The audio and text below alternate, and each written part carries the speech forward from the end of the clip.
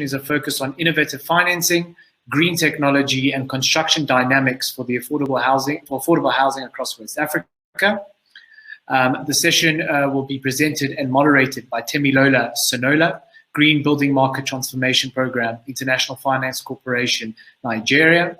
And the panelist for the session is Kehinde Ogedimu, CEO of NMRC, one of our sponsors, our silver sponsors, in fact.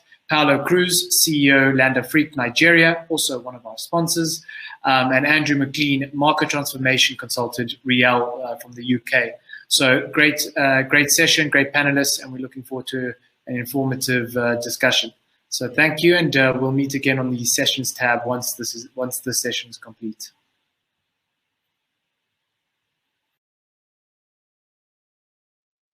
Good day, everyone, and thank you so much for joining this session. My name is Temilola Sonola, and I work with the International Finance Corporation, the Green Buildings team. And at the Green Buildings, what we aspire to do is to make sure that we have building green as the mainstream in all the countries in which IFC works from. IFC works in over 160 countries, and in those 60 countries, we want to ensure that every one of them actually starts building green. Now, we're going to talk more about this during the section, and this particular topic that we're going to be speaking on is to do with affordable housing. And I know that with affordable housing, you probably think that how do you connect affordable housing and building green? And this is one of the things that we're going to be talking about today, to let you know that this is indeed possible. The topic itself is called Innovative Financing, Green Technology, and Construction Dynamics for Affordable Housing across West Africa. I have with me a wonderful list of panelists, and we're going to speak to each one of them one by one. But let me they're going to introduce themselves directly. But I have Mr. Kehinde Ogedimu, who is the CEO of Nigeria Mortgage Refinancing Company. Paulo Cruz, Mr. Paulo Cruz, the CEO of Land Afrique, Nigeria. And Mr. Andrew McLean, the Market Transformation Consultant for Riel. I'll go through to them one by one so that they can introduce themselves one by one, because I'm sure I can't do justice to that. So they'll tell you more about themselves. So I'll start with Andrew. If you can just tell us your name, what you do. You already know your name, but what you do, and a little bit about the company. Well, hello, everyone. It's pleased to meet you. My name's Andrew McLean.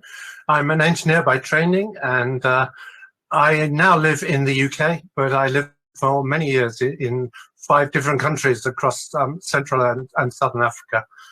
Gained a few grey hairs and hopefully a little bit of wisdom in the process, building affordable houses and many other things across the continent, and enjoying myself tremendously. And I love still coming back. I still have fingers in various pies, including a small housing developer in Beira in Mozambique. Thank you, Andrew. And Paulo? Yeah, my name is Paulo Cruz. I'm Dutch-Portuguese for the last 14 years in Africa. Like Andrew, a little bit across the continent, from Angola, Mozambique, the Congos, Conakry, Ghana, Nigeria, Tanzania. Maybe I forgot a few along the way. So I'm with Land Afrique. We are master developers. We develop master plans where we first start off with creating employment, and from there on, we then have income for the employees. Go to housing, which will be affordable, of course, for the lower income classes, and include other asset classes like health, education, leisure, retail, etc. We've been here for the last 4 decades doing it, not only from a development point of view, but also managing our own projects. In a nutshell, that's what we do. Thank you very much, Paulo. And Mr. Ogundimo, over to you. Thank you. My name is Kehinde Ogundimo. Like Andrew, I'm an engineer, but I switched course along the line, so I turned into a finance person. So I've been in finance for the last close to 30 years. I have experience in Nigeria and in America, where I worked with Freddie Mac and Fannie Mae and Capital One. I currently manage Nigeria Mortgage Refinance Company in Nigeria, which is a wholesale secondary mortgage market institution. What we do essentially is to intermediate between the capital markets in Nigeria and out of Nigeria with the financial markets. You know, we have federal government guarantees, so we're able to get money at competitive rates from the capital markets, which we now on lend to those in the financial markets. We've done a few bond issuances in Nigeria, and all of them have been very successful. But besides that, we are trying to ensure that the market in Nigeria becomes modernized, you know, the housing market in Nigeria. So we're looking at the entire value chain and trying to plug all the loopholes and making things work more efficiently. So we're like solutions provider in the housing space in Nigeria. Thank you. Fantastic. So this is one huge problem across the West Africa region, housing. We talk about it all the time, that how do we create more homes for our citizens? But the biggest part of housing is costs. Every developer I know that comes to IFC, the first thing they think about is what the costs. How can we get money?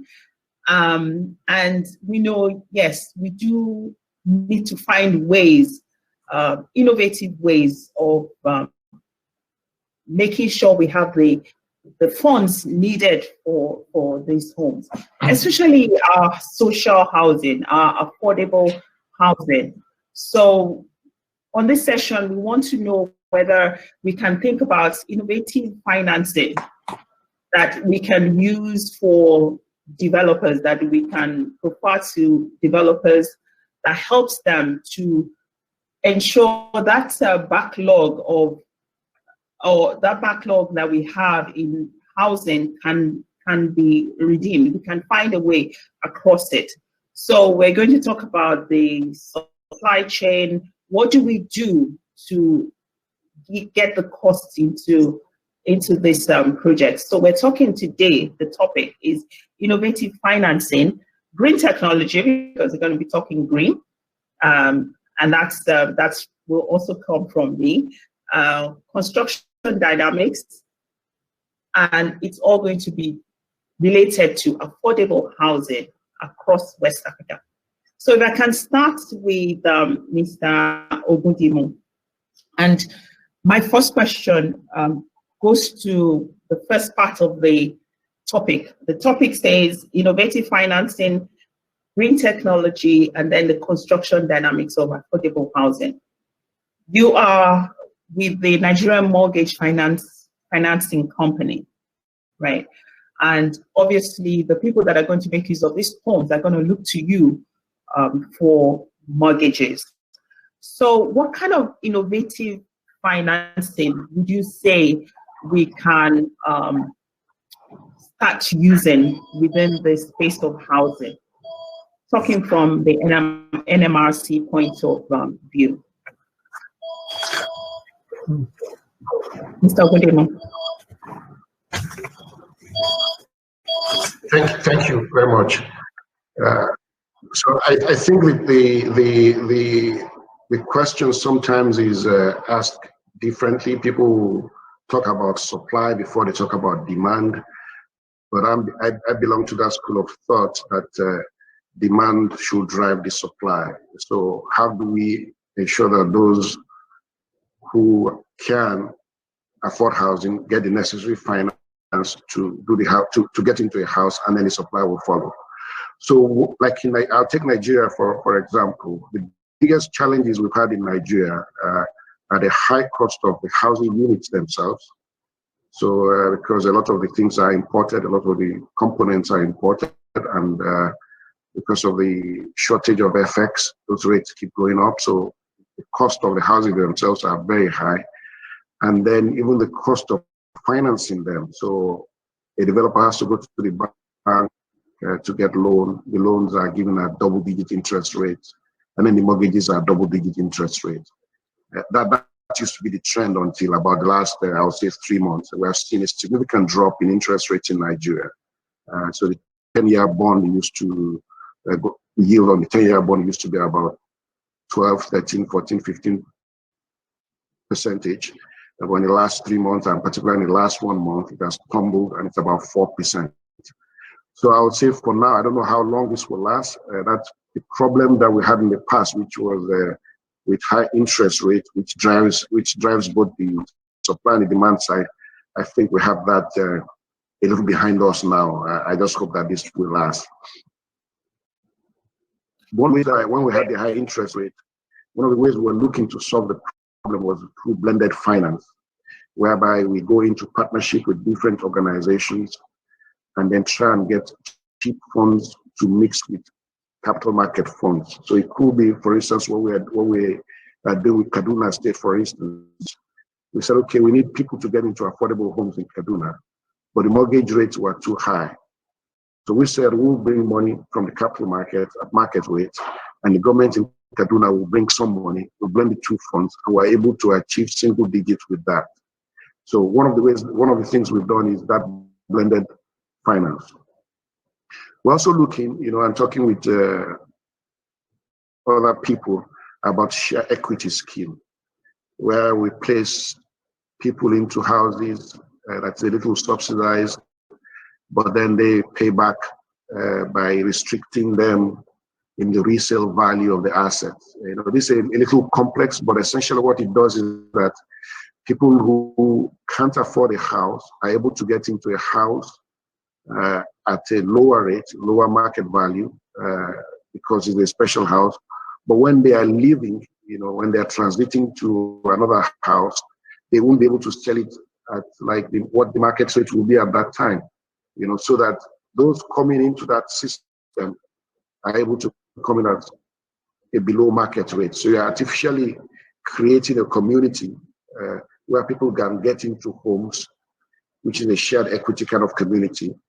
But then the appreciation that comes with the houses over time is shared within that entity itself, not for the individual to take away, so that others who are not less privileged can come into their home. So that's one of the ways.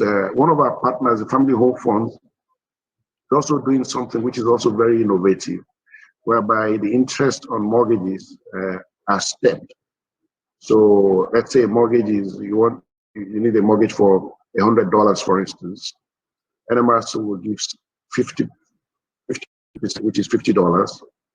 The Family Home Funds will give $40, which is 40%, and then the equity is 10. But the interest on the mortgage from the Family Home Funds is suspended for the first 5 years and then gradually ramps up over time, so that people are able to get into homes, and as their salaries increase and their living conditions get better, the mortgages will rise along with that. So you don't get that huge burden of mortgage payment just as you come in. We're also looking at how can we now go into the diaspora market to be able to issue bonds and hopefully get some patriotic discount from such doing, so that you are issuing the bonds at a lower than below market rate, because these are Nigerians in diaspora that in one form or the other want to give back to the society, but they're still making back their money, but they get a haircut, by giving us that patriotic discount. So these are some of the ways that we're looking to reduce the cost of the mortgages themselves on the long run. I think I'll stop there for now. Oh, thank you very much. Those are interesting steps you are already taking. I guess it will now be to get it out there for everyone to know, which is one of the reasons for this kind of sessions, for everyone to know what is being done or what is happening in our own sphere. So I'll ask the same question of Andrew, that in your own area of work, what are you doing in terms of innovative financing for affordable housing? Andrew, I think you're muted. Real's longest serving partner, we always work through local partners in every country, and our longest serving partner in Nigeria, MFF, have succeeded in building what's been recognized as the cheapest formal home across Africa. But the trouble is, if your finance is locked into homes, even if you're building the cheapest, then your capital costs get really high as a developer. So I actually agree with Mr. Ogundimu that really mortgages are the solution, because if you can, as a developer, sell your houses to people who can refinance their house, you can make your capital work efficiently, and you can recycle your capital into more and more houses. And so that one of the keys to getting affordable capital for building houses is the end user finance side. And because of that, Nigeria is one of Real's target markets, priority markets in Africa. And we have a strategy there which doesn't just focus on the build, but also looks at the whole area of housing finance and what we can do there. And the kind of customer that we're dealing with, who are in the bottom 40% of the income pyramid, frequently, well, the majority of them in Nigeria and nearly every other country are working in the informal sector. And it becomes really hard for them to access housing finance of any form because they don't have salary slips and that kind of thing. So one of the great innovations we're working on right at the moment is a new partner called Syntellect, who we are partnered with, who are from India. They're working with some of the other mortgage refinance companies across Asia in places like Pakistan and Indonesia. But they have an app that really looks at the income of informal incomed people, small business holders and such like, and using that to draw up their creditworthiness profile so that then they can go to a bank in the secure knowledge that they can afford these mortgages, and the banks can lower their risk of lending to this sector because they've been so scared of it. So I think that's one of the really important innovations that we're working on at the moment and really longing to bring into the West African market.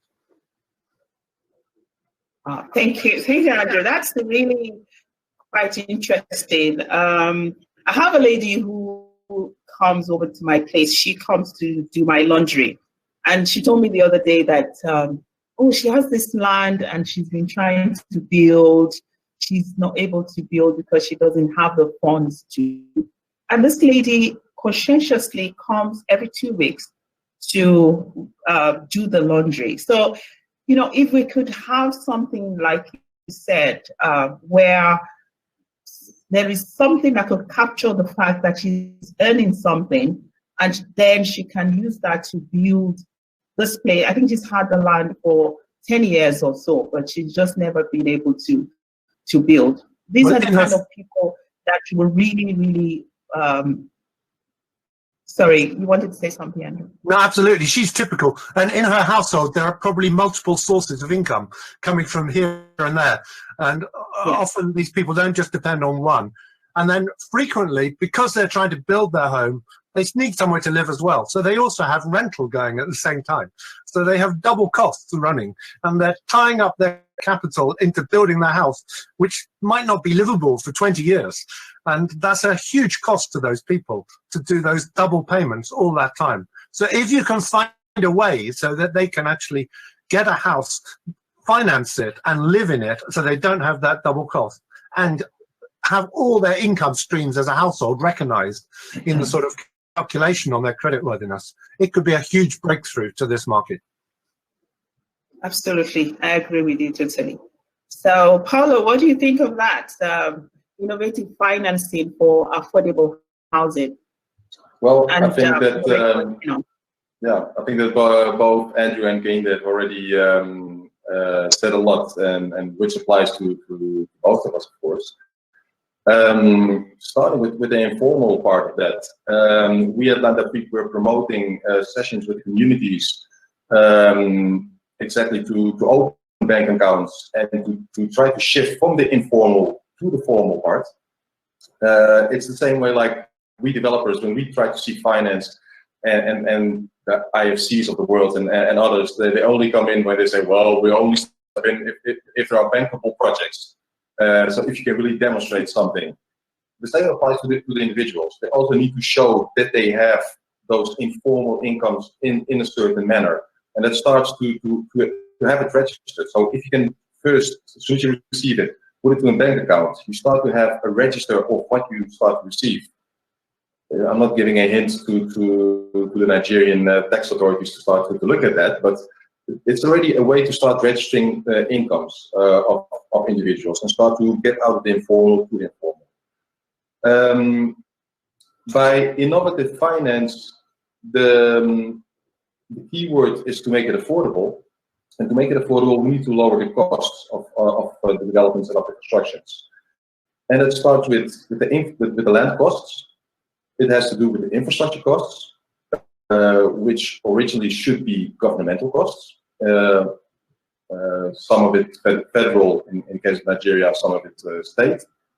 And then you have the developer's cost itself, which starts with the design and then the construction itself. So if you have a design, both of the master plan as well as from the houses, which tries to lower and simplify costs and then shift into cheaper construction methodologies and cheaper materials, at the end of the day, you lower the cost of the unit. And yes, and that's exactly where both Andrew and Geinde step in with, of course, we need to have lower interest rates. And that's where the financing part comes in. At the end, there's another piece, which you cannot forget, which is the operation of it. Yes, it needs to be affordable. We need to lower the cost of the development, but at the end of the day, it's still, people still need to live there, not only for 1 month or 1 year or 10 years, but longer. So there is a CapEx cost to it, but there's also an OpEx affordability to it. And that needs to be maintained into perspective. It's a complex problem. We all need to work on it, but we need to see it as a full life cycle, from beginning to the end, and restart back to the beginning again. Thank you, Paulo. You actually take me. Sorry. Let me finish with one more thing. Okay. Within our scheme, as I mentioned in the beginning, our first focus on the master plans is to bring in industries, manufacturers, companies. With that, we create employment. The people from the communities get access to incomes. With those incomes, yes, finally they can then afford a house, depending on their income class, of course. And that's where our life cycle starts. First, creating the employment. Then, with that, we go into the housing, and then, of course, the rest of the asset classes. With that, what our strategy is to have part of our assets being sold, so that we can generate cash flows on a short term. But at the same time, also we have a more affordability access, which we call the Landafrique Flex Plan, which is basically a long-term rent to own. And with that, we lower the entry barriers to have access to the houses, with the uniqueness that within the Landafrique plan, you can also shift from, for instance, if you start as an individual with a 1-bedroom and you marry, you get children, you need to go to a 3-bedroom, we shift within the Landafrique scheme to a larger unit without the traditional additional transactional costs. The same also applies if you need to move from one city to another. You work in the beginning in Lagos, but for some reason you get transferred to Abuja. You can then also move within the Landafrique Flex Plan from one city to another city, and it creates a new paradigm in terms of mobility of housing within Africa. Thank you, Paulo. I would love to do that, move from one city to another, sort of a mobile kind of mortgage or something. Well, it's basically copied from the Dutch cooperative housing cooperatives. It's very successful. It's a worldwide case study, and it has been working for more than 60, 70 years. And they're even now starting to do it cross-country, so you can move within Europe within the cooperative, a lot of them try to get away from the colder Dutch winters and get into Southern Europe, and they're now promoting also that. So there is a mobility aspect to it, and the transactional costs are often the hinder block with this. And in fact, back in the US, those transactional costs are relatively low, but here in Africa and many other parts of the world, they're still high. And if you can maintain that within the same scheme, within the same cooperative, or in our case, company, you lower those transactional costs. Quite interesting. If I go into my next question, I would actually want Mr. Dimo to comment on this, looking at it from your own perspective. How do you think that could work, where we have a movement of, like your movement of your mortgage from one city to another?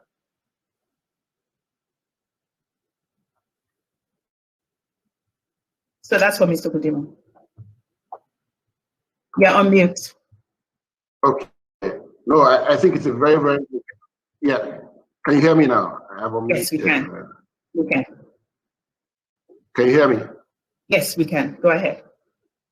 Hello? Hello, we can hear you. You can go ahead. Okay. I think it's a very, very innovative concept, you know, this ability to move from one part of the country. Yes, I'm speaking. Can you hear me? Yes, you can hear you. We can hear you.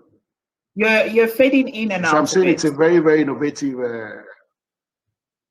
thing, you know, for you to be able to move from one part of the country. All right. So I think we've lost him briefly. I think he was having issues with his internet. But while we wait to get him back online, maybe Andrew, you could also speak to that, this innovative sort of financing method, I would say. I think it's a marvelous idea, and we come across various people trying out tenant purchase schemes. I'm involved with people trying to do this in Kenya, in Mozambique, various other places. It's worked brilliantly. It's for real. It started in Angola with a partner there, but I think this idea of having a transportable one, so that you know, because each one is so often tailored to the single property, but the idea of being able to transport your rights or the credits that you've built up within it, I think, is an excellent idea. I'll be talking to Paolo a lot more about this, I think. That's good. You're most welcome. So I'm trying to get this. So is about to log back in. Okay. So I was just about to respond to you that yes, we lost you for a second, but I think it's can you go ahead? Hello, can you hear me? Yeah. Yes, we can hear you now. I think you just probably lost internet for a second. Can you hear us? Let me just tell him you can hear him. So while we wait for Mr. Kudimo to get back fully on. Hello, can you hear us, Mr. Kudimo? Thank you, Paolo. Yeah, so okay. I was just saying that what Paolo described was it's very, very innovative, and for a country like Nigeria, is something that we should embrace because of the mobility it provides and then the flexibility of changing houses and sizes, especially for our young population, which are the millennials. You know, so it's something that will work very well in Nigeria, and it also fits into what we are trying to do as a company. So at NMRC, we're working on what is called the Electronic Mortgage Asset Registry, which is a sort of a place where when you get a mortgage, everything is recorded electronically.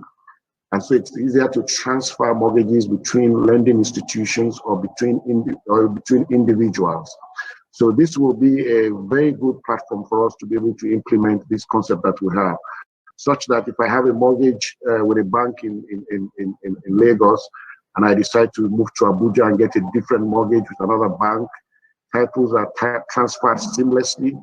I'm able to make changes to whatever needs to be changed, and then I have my new house, and that has also been tracked until I finish payment.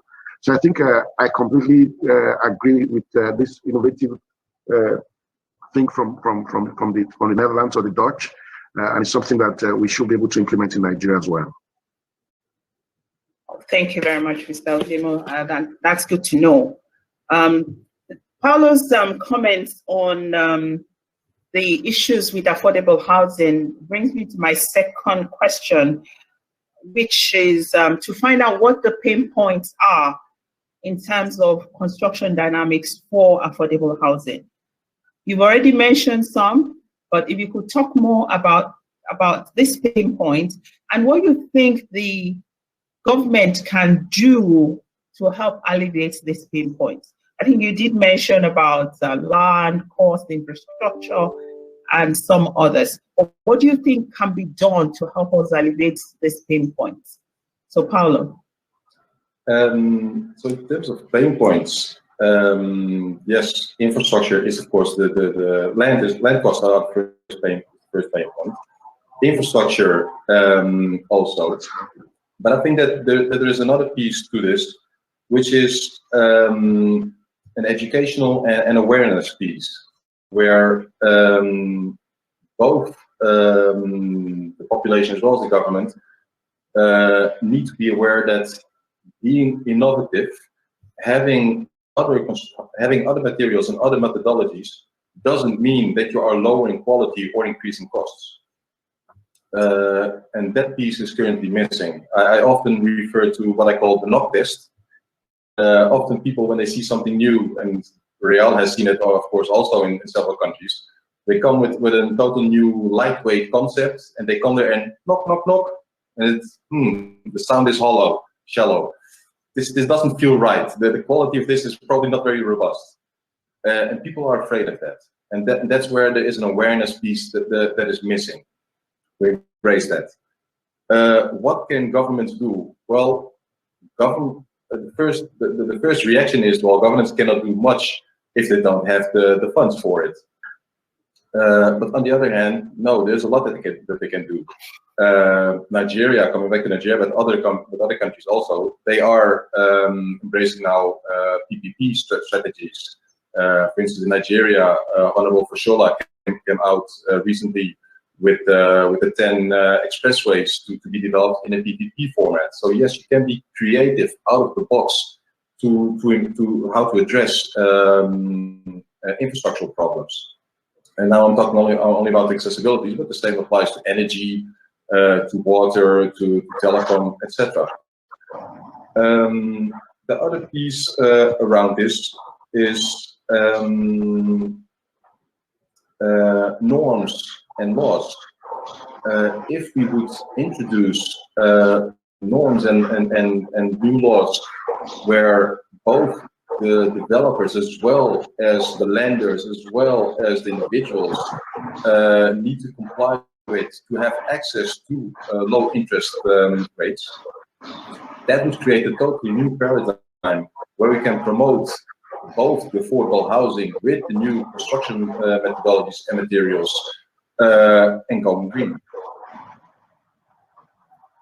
Oh, no, thank you. Mr. Ogundimo, I hope you heard most of the things that Paulo said, because I think you also lost on at some point, but you're back on it. And we're talking about the pain points that we have in construction for affordable housing, and he's mentioned the pain points.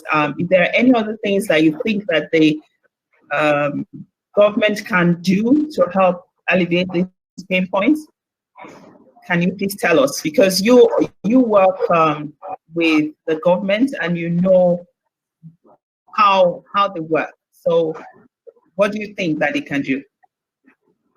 Thank you. Unfortunately, I didn't hear most of the things because I was having issues on my internet. But one of the things that I will talk about is just the fact that we need to standardize parts, so that we can have large-scale production. I want to see a place where we industrialize the entire process, so that doors in Abuja are the same as the doors in Kaduna, the same as the doors in Lagos.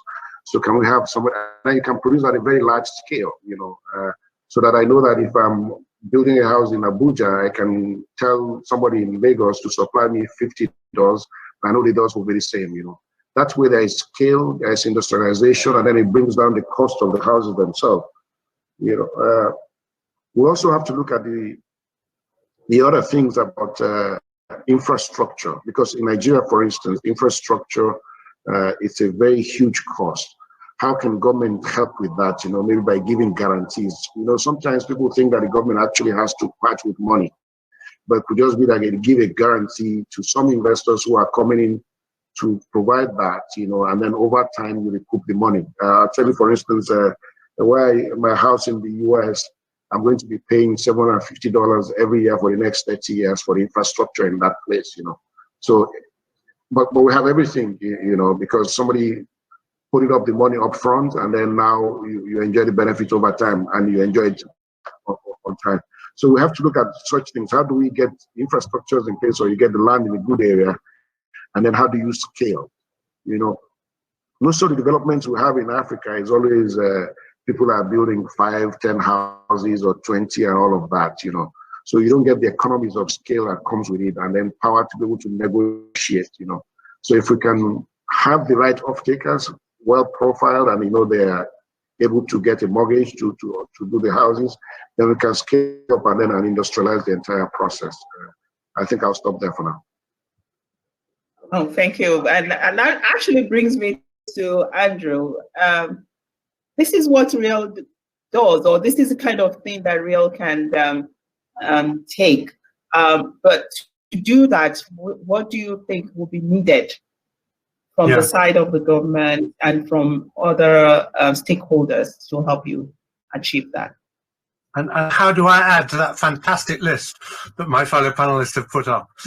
I agree with all of those points. They're fabulous, and I think all those adventures are good. I'll throw in a couple of things. I was once speaking to a central bank in a country that will be nameless, who said to me, why should we provide housing finance at a different interest rate to agricultural finance? Agriculture is so important to our country. Now, I'm not negating agriculture, but there's a really different risk profile between investing in an agricultural enterprise and investing in the housing market. And so I think an acknowledgement by governments that you can provide capital to the housing market at a lower interest rate, because there is so much security in there, and that can create magic on your capital markets in building deeper capital markets. I think that's a really important intervention. A completely secondary one, secondary centres. Land costs in our big cities are just sky high and so hard to deal with. But when the government is planning new infrastructure, new expressways, new railways, new metros, that kind of thing, you can plan out secondary centres. And the government there, if it thinks carefully, can include housing and affordable housing as part of that planning. And if they move early, they can make sure that they can capture the uplift in land value by those connections and invest that into infrastructure rather than letting it be gone in speculation. And I think that's one of the tricks, is to think outside of your biggest cities. And there's a heck of a lot of large cities in Nigeria, for instance, beyond Lagos and Abuja and things. And planning out those cities, planning out those connections, even planning out secondary centres attached to the largest cities, and thinking how you can include housing as part of that strategy and how you can get the infrastructure in there at affordable costs. It makes a huge difference having knowing that you can bank on reliable infrastructure being there on your site when you're a developer. Andrew, have you been looking into our business plan? I don't think we need to talk about it. Maybe he has, actually. I used to work a bit with the New Towns Authority in the UK many years ago when they existed, and I learned a few tricks from them. So we really need to create new towns. We don't need to look at just the ones that are fully developed. We can create new ones. And I guess in also creating new ones as well, you have everything ready in terms of waste collection, in terms of the building themselves and so on. You can plan ahead for it. And I hope that our government will be able to these things up and run with it. So let's move to the part of greening affordable homes. And my first question will go to Paulo and ask you, how can we reduce our carbon footprints that pertains to affordable housing, knowing that a lot of people are always skeptical about green anyway? Now you add green plus affordable, you know, how is it seen? How do you think we can reduce carbon footprints for affordable housing? I'm a firm believer of starting first with education. People need to be educated and we need to create awareness. And it starts ideally even with the youngest generations at schools, etc. I remember when I was young, back in the days, and this is for me, young is 40 plus years ago. I remember an ad that was that said that a better environment starts with yourself. So we need to create that awareness. The examples need to come from above. And with that, Mr. Obidumu already mentioned standardizing, having norms. That's the way to go. And with that, making that the compelling factor for both developers as well as individuals to get access to green, cheap financing. I think that those are the main areas to look at. But to reduce the carbon footprint, of course, you need to source locally, produce locally. What we are doing with our master plans, and as I mentioned, we have our biggest piece are always the industrial parks within it. We're at the moment negotiating with 3 companies, construction material companies, to produce locally, where we will be the first guaranteed off-taker of the products, so that we can off-take directly within our own scheme to apply within our own master plan. That's sourcing local raw materials, producing it locally, and that's reducing carbon footprints. Also, when you look at other aspects, for instance, renewables, both energy and water, if you we did with local solar plants, rainwater harvesting, for instance, etc. You're reducing the fact that trucks need to come from another site to supply energy to those huge generators, etc., etc. So that once again, it's a full life cycle. We need to see the bigger picture of things, and often we only look at a very small piece of it. And I think we need to enlarge our vision, large horizon, and start from the educational piece until the end. Thank you, Paulo. Andrew, what do you think about how do we get people to uptake the use of building green, especially amongst our developers? You know, what they will always tell you, I'm sure Real, I'm probably preaching to the converted with Real, but a lot of developers, when you speak to them about green, the first thing they come up with is the costs, right? So how do we get them to uptake green buildings for their developments? The first thing I'd say, I just challenge this preconceived idea that green means expensive. It doesn't have to. And I told you I'm an engineer. Let me give you 3 practical examples of where green isn't just cheaper, it's better. There's a company linked to Lafarge and CDC called 14 Trees, who work across various countries in Africa. Their name comes because in Malawi, they calculated it takes 14 trees to burn the bricks for building 1 house. That's a huge cost to the environment. And those bricks, when they started to use them, were really bad anyway, and needed a huge amount of plaster, both of the mortar and to finish them off. So 14 years ago, I was working for a Dutch and British funded program building educational institutions there. We built over 3,000 buildings, and we introduced soil stabilized, cement stabilized soil blocks, compressed earth blocks. and first started using them on district education buildings. So the government showed the poorer people that they're acceptable and they're good on high quality, good government buildings. And then we started to bring them down to primary schools and teachers' housing. And they're not just better, they're cheaper than building in concrete blocks or bricks, and they give a great finish. We have a partner called Smart Havens, who are working in Uganda. They're building a 3-bed house in Kampala for less than $8,000 using cement stabilized blocks. Great technology. It's not applicable absolutely everywhere.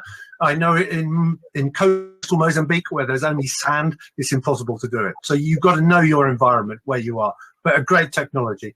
A second one is just as simple as something I call an in-plane roof truss. Instead of the old-fashioned roof trusses that are nailed together from the side, which wastes a lot of timber and is really structurally not very solid, you just use gang nails and join them in plane. And you make a stronger truss, you save wood, it's cheaper, and less wood means it's better for the environment. A third one, even longer ago, I built my own house on the shores of Lake Victoria in Tanzania. And we orientated our house east-west and put big eaves so the sun doesn't shine on the walls, so it stayed cool inside. We oriented the windows to get natural ventilation. That house, still people are living in it today. I'm not living there, someone I know is living there, but it's still a lovely environment inside. We're cheap. It cost us $13,000 to build that house back then, in a really remote part of Tanzania. It can be done. It doesn't have to cost the earth. It can be cheaper financially and better. That's what I'd say about building green, and that's Real's philosophy. We look for interventions, but we're not looking to pile on costs onto the poor, and we're not looking to pile on innovations on the poor that the rich people don't do, because poor people, one thing they don't like is being experimented on. I mean, I don't think anyone likes being experimented on, but that's why they knock on the panels, like Paolo was saying. They say, if it's not good enough for my rich neighbor, why is it good enough for me? So that's the philosophy we follow. Oh yeah, absolutely right. Building green doesn't have to be costly, like you said. Yeah. And this is something. It amazes me that our ancestors actually did think a lot more about green than we are at this present times.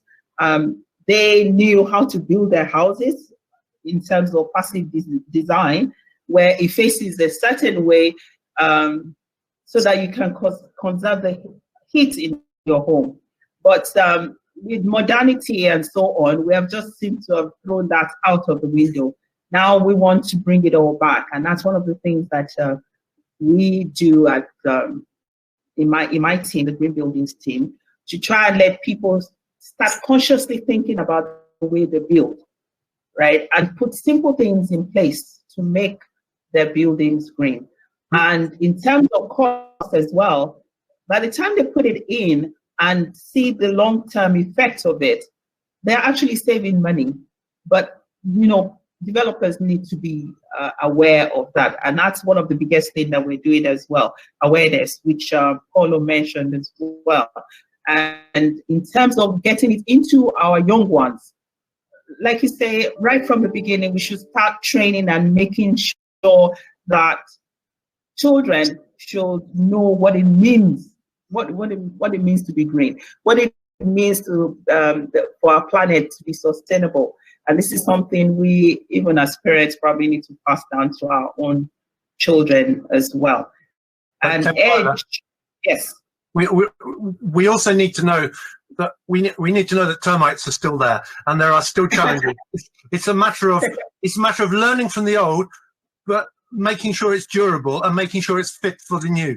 And so modern doesn't have to mean a glass skyscraper that looks like it's straight out of Dubai. It has to be relevant. It has to draw on the old, but you're not going to get a bank loan for a building that's only going to last you 5 years.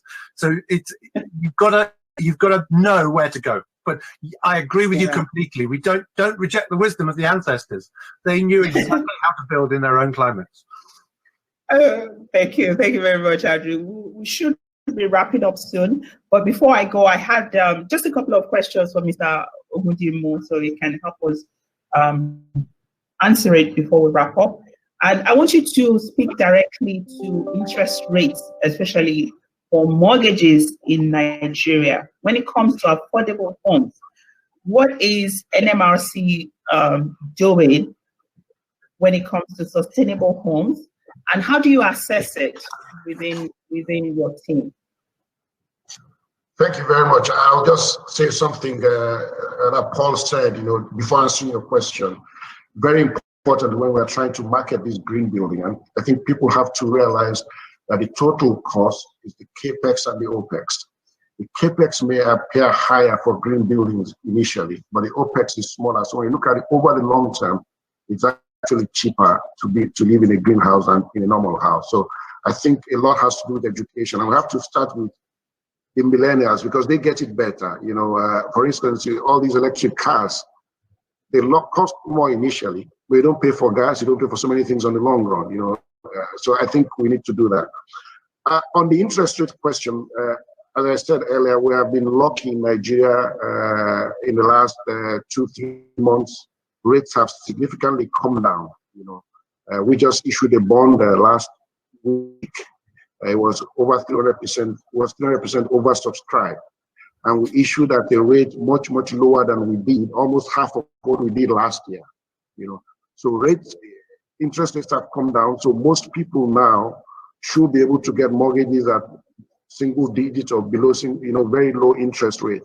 The challenge is that the supply chain disruptions that happen have caused a lot of people to lose their jobs. So yes, rates are down, but do people have that disposable income to be able to get the house? So interest rate, I would say for now, is no longer a big issue in Nigeria because of what is happening currently. And I pray that I hope that it will be sustainable, but they have significantly come down. So it's easy. We have standardized the whole mortgage application process by working with others to come up with a uniform underwriting standard. So anyone who wants to get a mortgage can go to any bank and just apply and say, I want to get a mortgage. The criteria clearly stated, they check your credit score, they check your income. If you are formal, if you are informal, we have an underwriting standard for that.